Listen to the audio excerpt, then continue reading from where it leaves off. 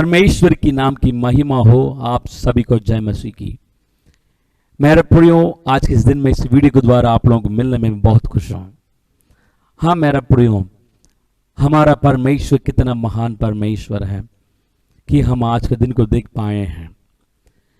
आज के दिन में बहुत लोग आज बिस्तर में हैं, हॉस्पिटल में भर्ती हैं, कुछ लोग इस दुनिया को छोड़ के चले गए हैं, लेकिन हमारे जीवन में प्रभु यीशु मसीह ऐसा कार्य किया है ताकि हम इस दिन में प्रभु के नाम को महिमा कर सकें और उसकी वचन को हम अध्ययन कर सकें। हाँ मेरा प्रियो, आज के इस दिन में एक वचन को अध्ययन करके मैं आप लोगों के लिए पढ़ना चाहता हूँ। व्यवस्था व वरन उसका 41वां अध्याय 2 आयत को हम पढ़ेंगे। और उसने उनसे यह भी कहा, आज मैं 120 वर्ष का हूं और अब मैं चल फिर नहीं सकता, क्योंकि यहोवा ने मुझसे कहा है कि तू इस यरदन पार नहीं जाने पाएगा। मूसा नबी ऐसा गलती क्या किया? क्यों परमेश्वर मूसा के जीवन में इस प्रकार के दंड दिया? परमेश्वर मूसा नबी और पूरा इजराइल को देकर वायदा किया था, मैं तुम लोगों को कनान देश ले जाऊंगा जहां पे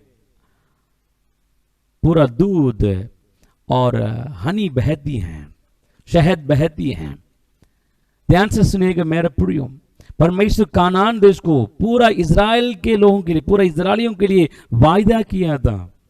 मूसा के लिए भी वायदा किया था, लेकिन परमेश्वर अब यहां पर बता रहा है तू कानान देश में प्रवेश नहीं कर पाएगा, तू इस यरदन नदी को पार ही नहीं करोगे, उसके पहले मैं तुम्हें मेरे पास बुला लूंगा। क्यों परमेश्वर इस प्रकार बताया? वचन में कहती हैं, वचन में इस प्रकार लिखा है, जब एक बार जंगल में सारे इजरायली पानी के लिए परमेश्वर और मूसा के पास जाके कुड़कुड़ा रहे थे, मूसा भी क्या किया? अपने लोगों के लिए परमेश्वर विरोध में कार्य किया। इसलिए वचन कहती है परमेश्वर ने क्या किया? मूसा नबी को कानान देश में लेकर नहीं गया, यानी कि मूसा नबी कानान देश में प्रवेश नहीं कर पाया।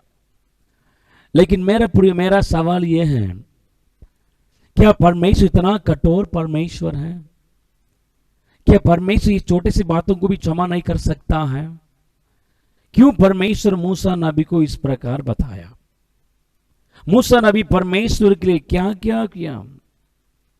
मूसा नबी शुरू से लेकर जब हम देखते हैं, मूसा नबी का पालन पोषण पूरा फिरौन की महल में हुआ था। फिरौन की महल में हुआ था। 40 साल मूसा नबी फिरौन की महल में वहीं पर था। उनका पढ़ाई, उनकी पालन पोषण पूरा फिरौन की महल में हो रहा है। मेरा प्रिय, वचन कहती हैं, जब मूसा को ये मालूम हुआ कि मैं मिस्री नहीं हूं, मैं मिस्र देश का नहीं हूं, मैं फिरौन का बेटा नहीं हूं, परंतु मैं एक इब्रानी हूं, मैं एक इजरायली परिवार से हूं। मेरा प्रियो, जब मूसा नबी को यह मालूम हुआ, वचन कहती है मूसा ने क्या किया? उस महल के जीवन को छोड़कर अपने लोगों के पास आ गया। ध्यान से सुनिएगा मेरा प्रियो, फिरौन के साथ महल में रहना वो पसंद नहीं किया। जब उनको मालूम हुआ कि मैं इजरायली हूं, मैं इब्रानी परिवार से हूं, मैं फिरौन की बेटा नहीं हूं, मूसा नबी अपने लोगों के साथ ही रहना जीना वो पसंद किया।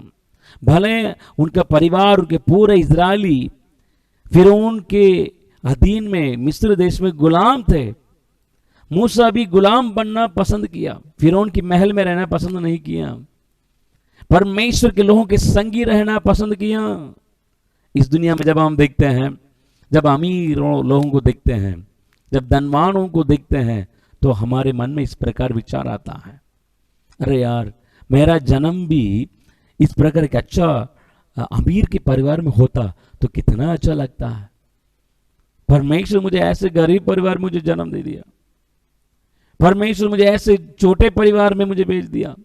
अगर मैं भी एक अच्छा अमीर परिवार से अगर एक अच्छा धनवान के परिवार से अगर जन्म होता तो मेरे लिए कितना अच्छा लगता मेरे प्रियो।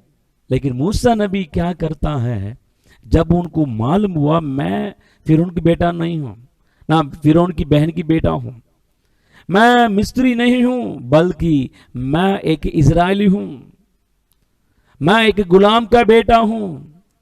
हाँ मेरा प्रियो, मूसा नबी गुलाम बनना पसंद किया। वचन कहती है दूसरा 40 साल वो उनकी ससुराल के यहां पे रहता है, यानी कि उनकी ससुर की भेड़ बकरियों को चराता है जंगल में। 40 साल वो भेड़ बकरियों को चराने वाला व्यक्ति था। पहला 40 साल महल में जीवन बिता रहा था, दूसरा 40 साल अब जंगल में भेड़ बकरियों के पीछे चल रहा है। देखिए कितना एक कठिन की बात है। एक बंदा जो महल में जीवन बिता रहा था, अच्छा मजा ले रहा था, अब जंगल में घूम रहा है भेड़ बकरियों के पीछे 40 साल। ध्यान से सुनिएगा, जब दूसरा 40 साल खत्म हुआ, परमेश्वर मूसा से बात कर रहा है।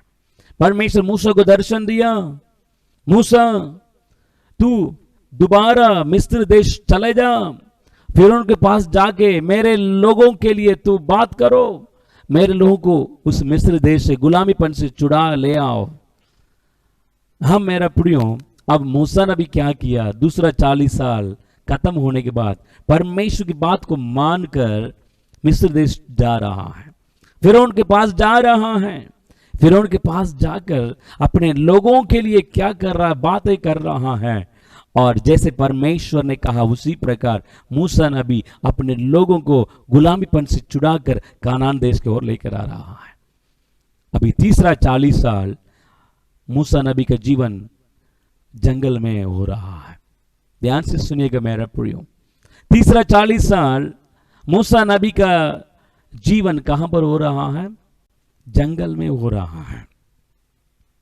अब जब कनान के पास आ पहुंच गए हैं, मूसा नबी के दिल में अच्छा खुशी है, क्योंकि परमेश्वर हमें कानान देश के बारे में वादा किया है, हम कानान देश में प्रवेश होने वाले हैं। हाँ, वहां जाके हमें अधीन करने के लिए, हमें गुलाम बनाने के लिए कोई नहीं होंगे। वहां पर हम अच्छे जीवन बिताएंगे, हम अच्छी शांतिपूर्वक जीवन बिताएंगे। मूसा नबी कानान देश के बारे में कल्पनाएं कर रहा है। कानान देश आशीषित हुआ देश है, परमेश्वर में वायदा किया है। लेकिन मेरे प्रियो, अब परमेश्वर मूसा को देखकर कहता है तू कानान देश को देख पाओगे, लेकिन उस देश में प्रवेश नहीं कर पाओगे। कानान देश को देखोगे, लेकिन उस देश में प्रवेश नहीं कर पाओगे।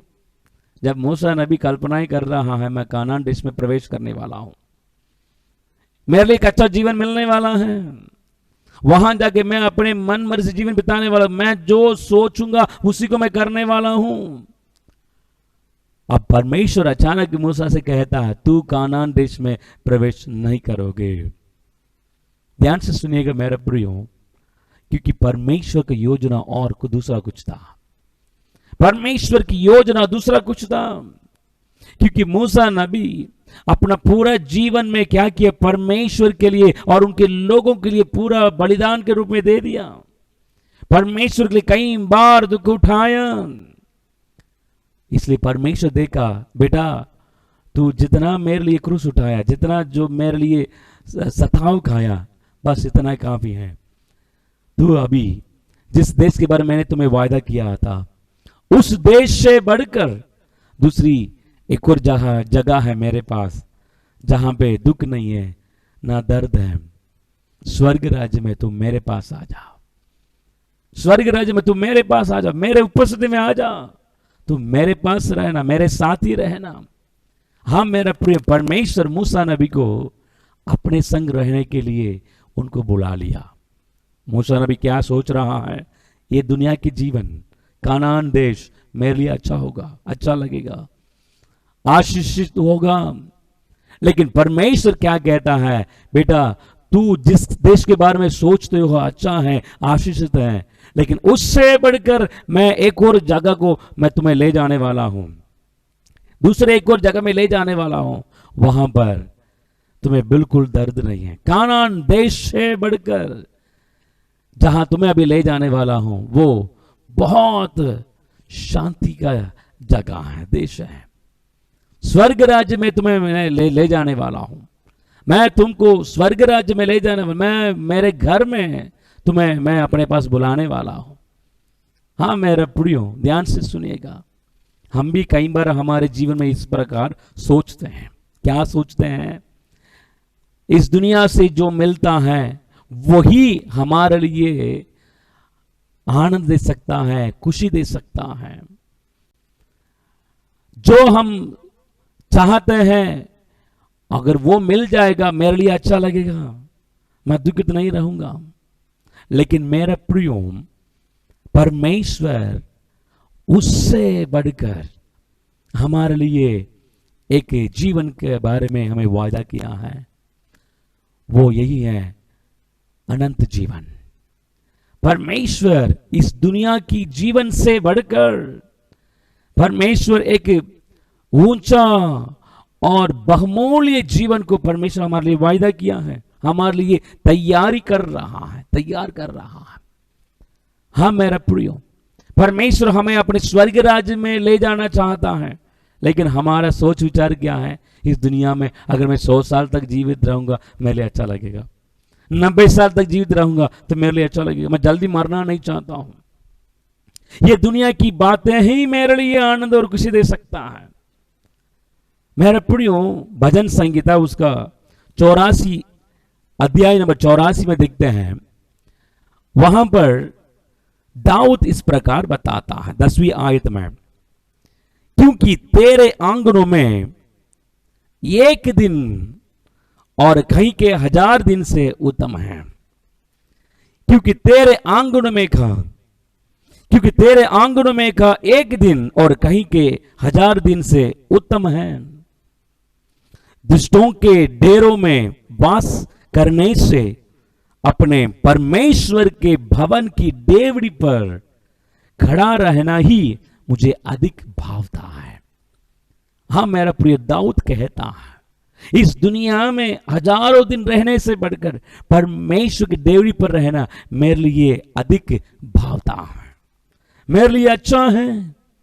हाँ मेरा प्रियो, मैं आपको देखकर बताना चाहता हूं, इस दुनिया में जिसको हम सोचते हैं, जिसके बारे में सोचते हैं, यही मेरे लिए उत्तम चीज है, यही मेरे लिए आनंद दिलाने वाली चीज है, यही मेरे लिए शांति दिलाने वाली चीज है। लेकिन परमेश्वर हमें देखकर कहता है, तू जिसके बारे में सोचते हो कि मेरे लिए उत्तम है, वो सच में उत्तम नहीं है, बल्कि उससे बढ़कर एक और उत्तम चीज मेरे पास है कि वो है अनंत जीवन। हाँ मेरा प्रियो, मैं आप लोगों को देखकर एक सवाल पूछना चाहता हूं। उदाहरण के लिए मान के चलिएगा आज विश्राम दिन है, आज विश्राम दिन है, परमेश्वर के उपस्थिति में जाके आराधना करने का दिन है।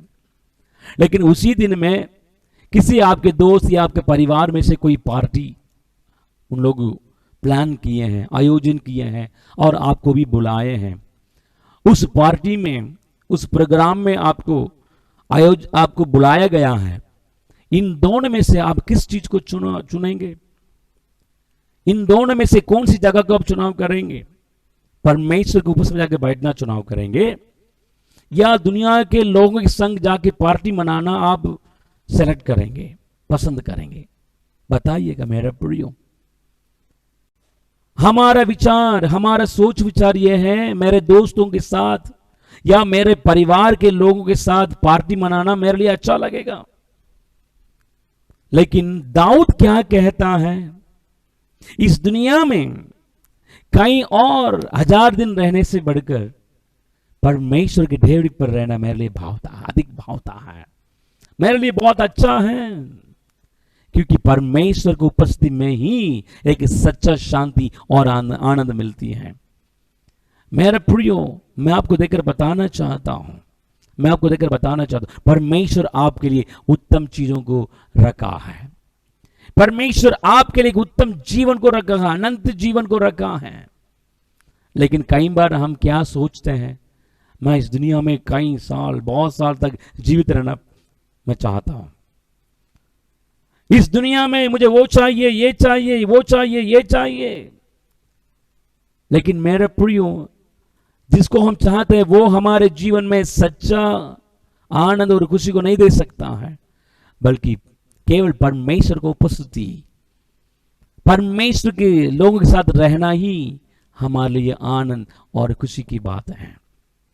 हम मेरे प्रियो, हमारे जीवन में हम परमेश्वर को उपस्थिति में जाके बैठना हम पसंद करने वाले बन जाएं। दुनिया में नहीं है, दुनिया के लोगों के साथ जाना, उनके साथ समय बिताना, इधर चलना उधर चलना, उसमें हमारे जीवन में आनंद नहीं मिलता है। याद रखिएगा, केवल परमेश्वर के उपस्थिति में, केवल परमेश्वर के उपस्थिति में, स्वर्ग राज्य में, भले हम आज स्वर्ग राज्य में नहीं जा पा रहे हैं, आज दुनिया में हैं, भले हम इस दुनिया में रहें, लेकिन परमेश्वर के उपस्थिति में जाके बैठना हम पसंद करने वाले बन जाएं। दुनिया के लोगों के साथ बैठना नहीं है, बल्कि परमेश्वर के लोगों के साथ बैठकर प्रभु के लिए समय बिताने के लिए हम पसंद करने वाले बन जाएं। आज एक निर्णय लें मेरे प्रियो, दोनों में से आप कौन सी जगह को आप चुनाव करेंगे। आइए मेरे प्रियो, इस समय हम सब आंखें बंद करके हम प्रार्थना करेंगे। जीवित और निरंकारी महान परमेश्वर, हम आपको धन्यवाद देते हैं। हाँ प्रभु जी, आज आप हमसे बात की, इसलिए हम आपको धन्यवाद देते हैं। भले प्रभु मूसा नबी कानान देश को देख नहीं पाया, लेकिन मूसा के जीवन में आप कानान देश से बढ़कर एक उत्तम जगह की ओर लेके चला गया। प्रभु आप अपने पास मूसा नबी को बुला लिया।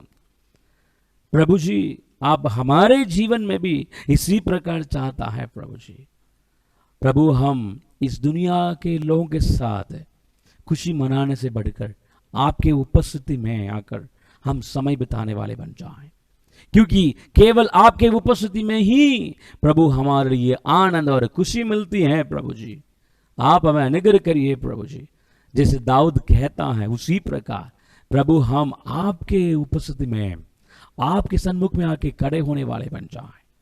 प्रभु आप हमें अनुग्रह करिए। भले प्रभु जी इस दुनिया की ओर से बहुत सारे कार्यक्रम के लिए हमें बुलाहट, इनविटेशन हमें मिले, बल्कि प्रभु जी आपके उपस्थिति में बैठने के लिए हम समय निकालने वाले बन जाएं, आपके उपस्थिति में आके बैठने वाले बन जाएं। प्रभु जी, मैं प्रार्थना करता विशेष तौर से जो भी और भाई और बहन मेरे साथ प्रार्थना करता है, हर एक व्यक्तियों को आशीष करिए। प्रभु आप उन्हें अनुग्रह दे, ताकि वो प्रभु जी आपके उपस्थिति में बैठने के लिए वो चुनने वाले बन जाएं, आपके उपस्थिति में बैठने वाले बन जाएं। यीशु के नाम से प्रभु आप हमारे प्रार्थना सुन लिया, इसलिए धन्यवाद देते हैं। प्रभु यीशु मसीह का नाम से मांगते हैं, सुनिए और ग्रहण करिए। आमीन, आमीन। मेरे प्रियो, प्रभु आपको आशीष दें। जैसे आज हम लोग वचन को अध्ययन किए हैं, उसी प्रकार हम परमेश्वर के उपस्थिति में बैठने के लिए हम पसंद करने वाले बन जाएं, क्योंकि केवल परमेश्वर की उपस्थिति ही हमारे जीवन में आनंद और खुशी दे सकता है। प्रभु आप सबको आशीष दें। जय मसीह की। मेरे प्रियो, यदि आज का वचन आपके जीवन में आशीषित हुआ है, कृपया नीचे दिए हुए कमेंट बॉक्स में आपका कमेंट जरूर लिखिएगा और आपके दोस्तों को भी शेयर कीजिए, ताकि वे भी आपके द्वारा आशीष पा सके। यदि अभी तक हमारे चैनल को सब्सक्राइब नहीं किए हैं तो कृपया करके सब्सक्राइब करिएगा और बगल में दिया हुआ बेल आइकॉन को भी प्रेस करिएगा, ताकि हमारे हर एक वीडियोस को भी आप लोग आसानी से पा सकें। और आपके जीवन में कोई प्रार्थना निवेदन है, कृपया करके हमारे व्हाट्सएप नंबर या हमारे कॉन्टैक्ट नंबर में जरूर शेयर करिएगा, ताकि हम आपके लिए प्रार्थना करने में बहुत मदद मिलेगी। प्रभु आपको आशीष दें।